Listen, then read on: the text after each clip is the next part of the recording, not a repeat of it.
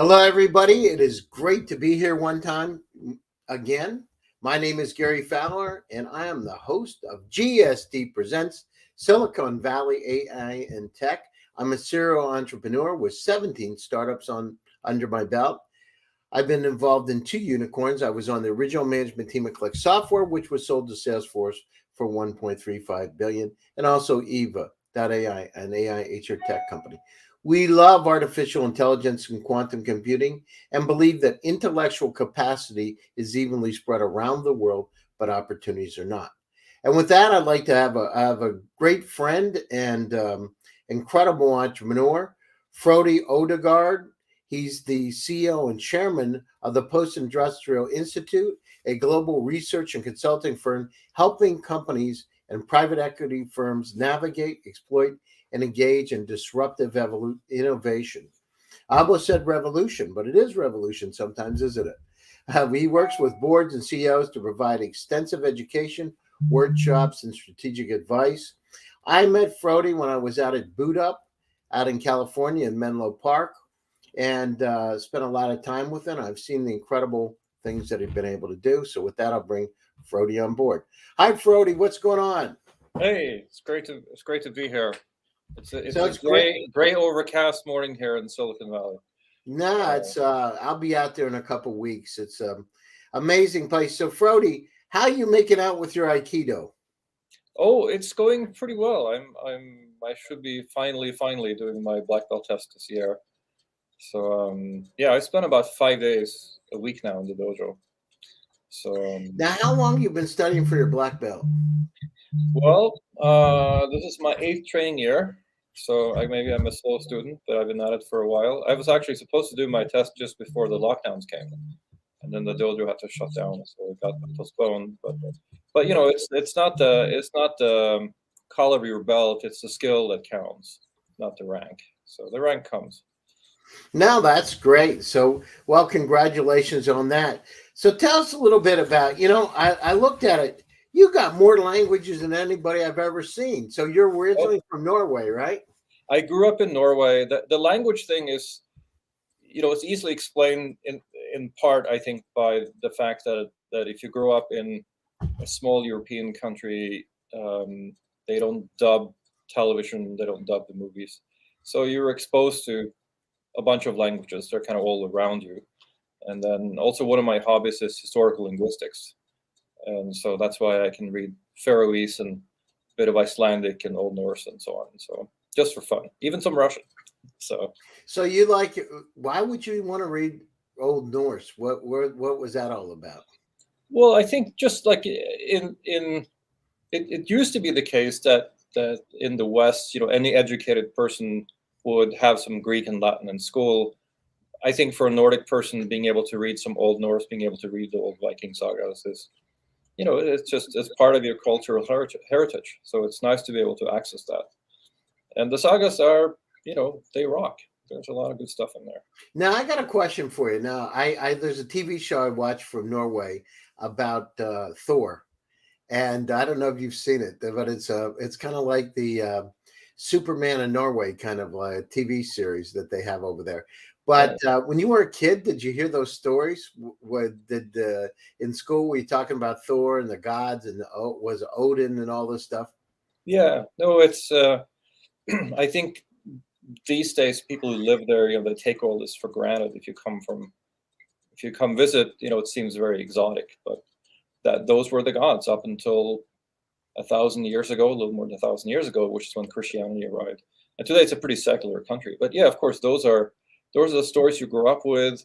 In high school, we actually had a semester where we had to learn to read some Old Norse and Icelandic and read the old sagas. And even we had to learn. I think in elementary school at one point they were teaching us. No, middle school. Sorry, they were teaching us runes, the runic alphabet. So Really? Now, I yeah, got a question for you. Are those fjords that deep? yeah, it's that actually that is a part of. I didn't appreciate it growing up there, but that is as an adult, that's really the part of the country that I appreciate the most: the dramatic scenery. The fjords are up to a kilometer deep, and then you have the mountainside up to a kilometer, straight up, and some amazing contrasts in the nature. So it's one valley where my father's family is from. It's called Valldal, and there's a gash in the mountainside there. And the story goes that at one time, that's where Thor slayed a dragon or some such. And so he cut with a sword. Really? That's amazing. And when you stand there and you look up in the mountainside, it's like, yeah, you can imagine that really happened. So. Well, I mean, the other thing is, I remember hearing about, actually during World War II, and I think now there's Russian submarines and German submarines had gone on those fjords largely undetected. Is that true? Yeah, the Russians, they both outside the Norwegian coastline and also Swedish coast in the Baltic Sea, they were very active. And I think at one point there was one submarine that ran aground. It was very awkward for the Russians. So it was the stuff of comedies, for sure. It was almost like a cliche. And there's one. I think you can find this on YouTube. I actually found a version that's dubbed in English, where there's a Russian submarine captain. It's played by a famous Norwegian comedian. Who he basically he's run aground and he's been towed in, and he's explaining to the television reporter that they're only tourists, and and the television reporter asks, well, what about the border? Should you be crossing the border? And he said, well, you can't see the border underwater, and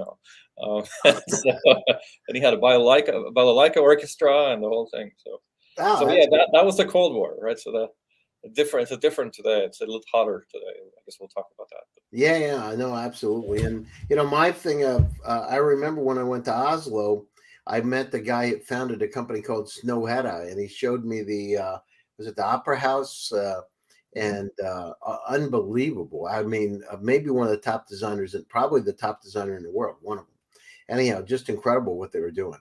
So yeah, Oslo has some really cool modern architecture that I really, really enjoy. I don't like the old part of Oslo so much because it's sort of boring, Stalin-esque architecture, a lot of brick buildings, and the city hall is atrocious. But these more modern buildings are amazing. So.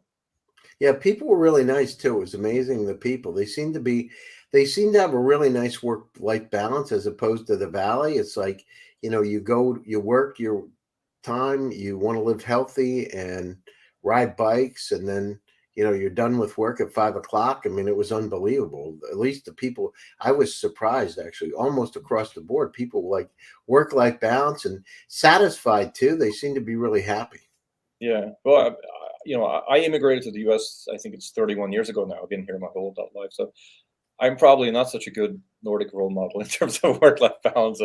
I trended up towards 80 or 100 hours a week of work before I started Aikido. So that's how I got my balance, I guess. Wow, that's amazing. Well, I remember that. I remember when we were together out there. I remember seeing you work all the time. So let's talk about it. So you went down through, and you went to school at Gesheim Videregående. Is that what it is? Skoli. Yeah, well, it's good luck pronouncing all of that. That's man, that is hard. So basically, so my sort of origin story is my folks had a tech company in the process control industry.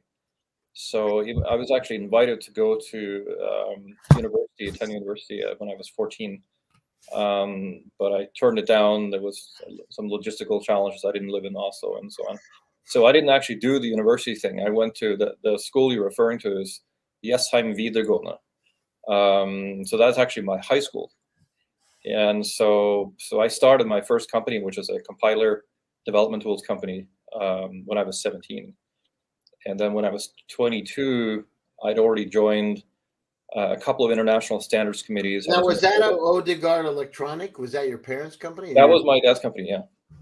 Oh, is it still around? It's around now in a different incarnation. So my dad's now turning 86 this summer. He's still doing hardware design, still writing software. He's working on a new edge computer architecture as we speak. So yeah, it's a family. So tech was a family business. Is it Even a though, very big business? How many employees do you have? oh well, so back in the day, it was, I think it was about 25 people. So it's mostly people doing engineering. And now for the current incarnation, it's really just my father. And then I try to help a little bit out, when I have time. So he doesn't really want to build a big new company at his age. He's more focused on developing the technology and finding distributors and finding partners and so on. So, Wow, but amazing. it keeps him going. Yeah. So I ended up here. Because of I was on the Sun Microsystems user group as the European representative. Hmm. Way back in the day, and I was on these two standards committees. So I was traveling here back and forth anyway quite a bit, and I think I was 22 when I moved here permanently, and that's when I started my second. It's amazing. It seems like I remember speaking to my friends, executives at Sun back in the early '90s, and then I had lunch with Scott McNeely Mhm. about 4 years ago, so right before the pandemic. And it was interesting because here these incredible companies that come out of Stanford University Network, right, is what it stood for, and then comes out and really dominates the world and then disappears. You know what I mean? And it gets bought, and it's amazing. I mean, really changed the way we do computing and workstations and Unix and et cetera. But it's, that's one of the challenges, right? With the way things are, the technology, you can be at the top and all of a sudden AOL. I mean, Yeah. everybody had AOL at one time, or many people had AOL. And now the situation is, I can't even remember the last time I used my AOL account. And it's amazing how technology ebbs and flows. So tell us a little bit about, you went down through, you did Modula 2 case systems, and then developed concept and architecture for software development tools. And how big was that company? Oh, it was like I think it was less than 10 people. So basically, when I moved to Silicon Valley is when we were able to secure a couple of rounds of financing in Oslo, but there was no real venture capital there at the time. There was no really community like you find in Silicon Valley or other hubs. So yeah, so I basically relocated to Silicon Valley, and I started another entity called Odegard Labs, and instead of doing another product company, I really was more interested in doing software engineering research, because through my work on the Module 2 language standard, I'd become very much exposed to formal methods, which is a branch of computer science that deals with, how can you prove correctness and how can you model things in great detail, and that really fascinated me. That was really my first love, I would say, is language design and theoretical computer science. And then I quickly discovered that in trying to help clients, that most organizations had much more basic problems. Organizational dysfunction, they couldn't agree on what the goals were for the products they were developing, and so on. And so that's really what seduced me eventually into becoming interested in organizational design. And so my career kind of switched over to organizational design and thinking about relationship between organizations, and at the early part of the 21st century. And so, and that's been kind of my career trajectory since then. So, question for you: how did you get so you didn't go to university? How in the world do you start an engineering company when you haven't gone to university? Well, I mean, I was writing my first compiler at age 13, so I grew up with all the toys that I could want, all the mentoring I could ever wish for. So, and I think when you're that young and that's all you're surrounded by, and if you have some degree of aptitude, it's hard not to catch on. Yeah, so back then all my friends were in their 30s, 40s, 50s. And it's funny now, a lot of my friends are younger than me, so I'm now the oldest, I feel, in many cases. But back then that was normal. And of course, I knew a lot about technology and software engineering and some hardware design. But when you're that young, you don't know a lot about life. That sort of comes. Well, how does that go too? I mean, because part of going to university is the college experience. Do you ever miss it? Well, I used to be, I would say, a little bit nostalgic about it, which is kind of weird since I never went. But it was from watching, a lot of silly American movies, really. But this is what college was like, and then I would ask people, "Was that really was what it was like?" And they said, "Well, no, that's it's not quite as glamorous."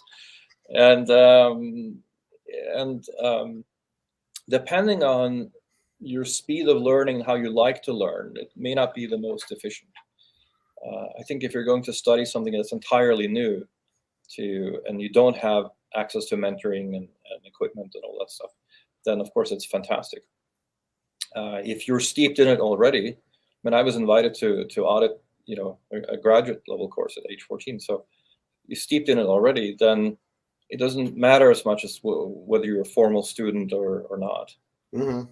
You just Not absorb it. only just the steep. I mean, there's one thing about getting the knowledge. There's another thing about getting the experience. The social experience of going for university too, Yeah. dating and all the kind of things that go with it, and events and parties and fraternities and all that kind of stuff. So it was, I in my opinion is probably 60% of going to university is those experiences, and 40%, maybe less than 40%, is probably Yeah.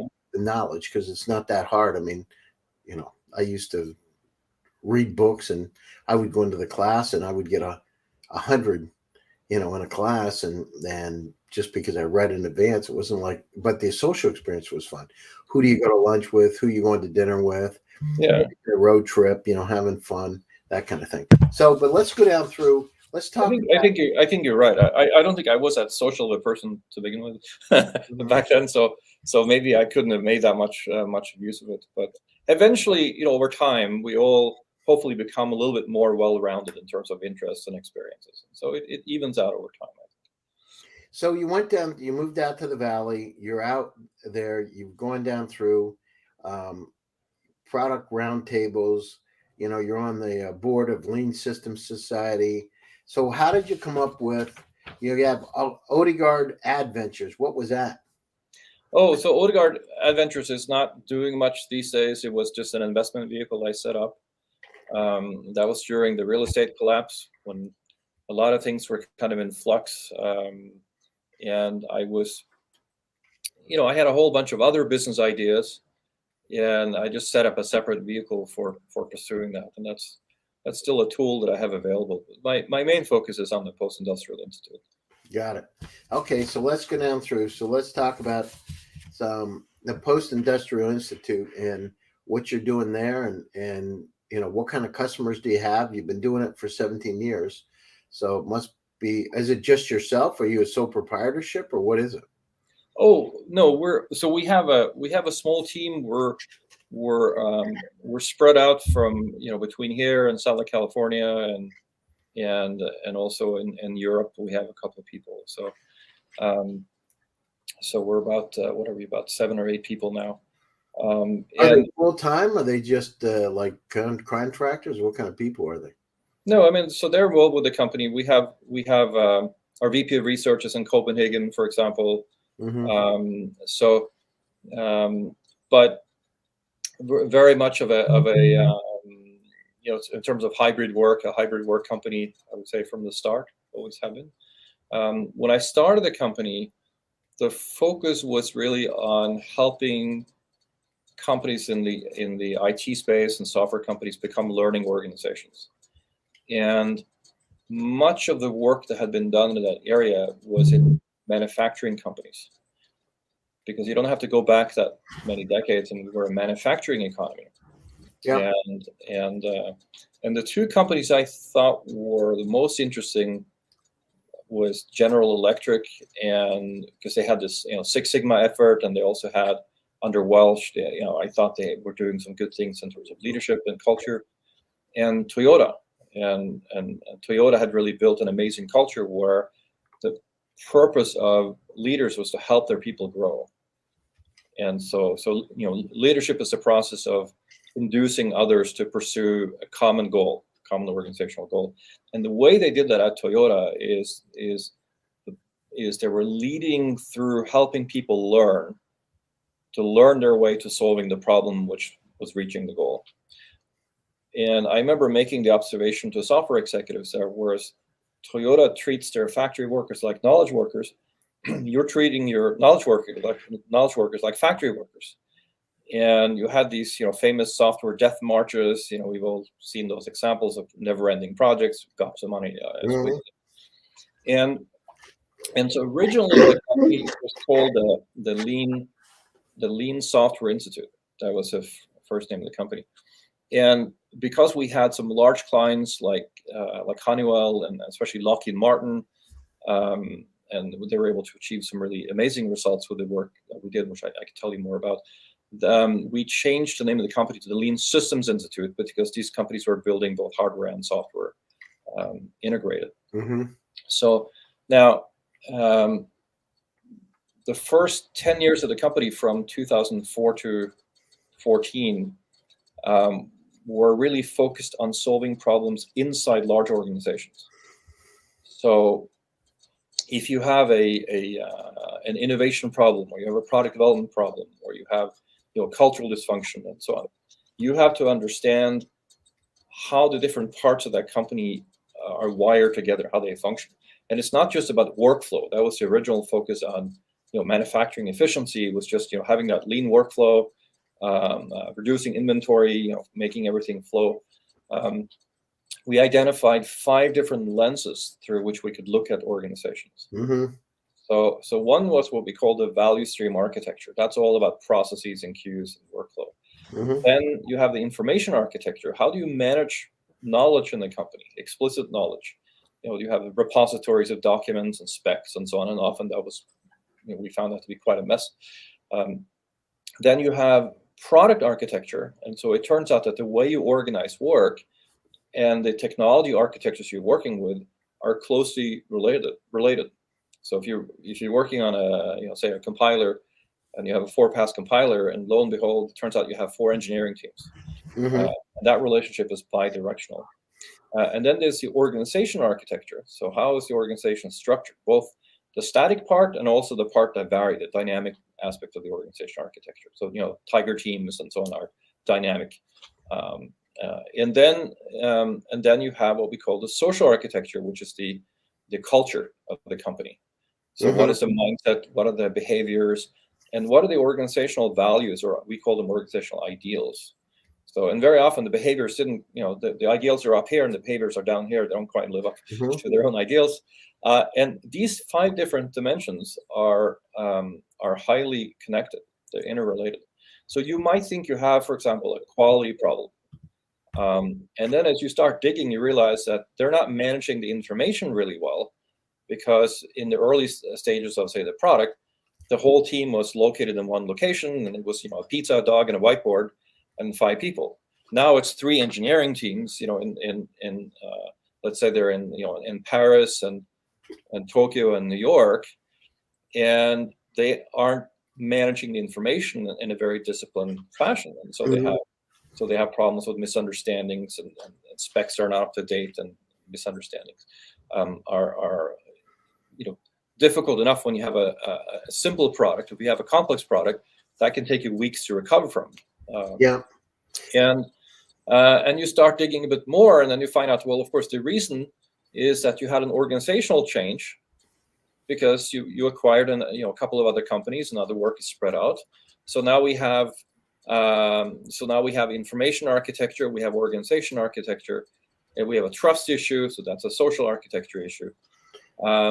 And typically we found that at least 3 or 4 out of these 5 dimensions were involved when you had a performance problem in the organization. So what do you do with tell me about the Post-Industrial Institute. What are you doing with it, though? Are you doing events, or how does it work? So what happened after 2014 is I discovered that the part that we were missing was that most of the interesting problems that are there to solve now are not so much inside organizations, although everyone's focused on digital transformation and changing their companies. It's a space that's happening between organizations. So there's this decentralization that's been going on because of the internet and smartphones and so on. That's really rewiring a lot of industries. So after starting in 2015, my whole focus changed, and so all this time, of course, we were doing educational workshops and consulting, strategic advisory work, and that's still. So you're like a consultant. You were basically a high-level consultant. So what do you do? Tell us about the event that's going to take place next week.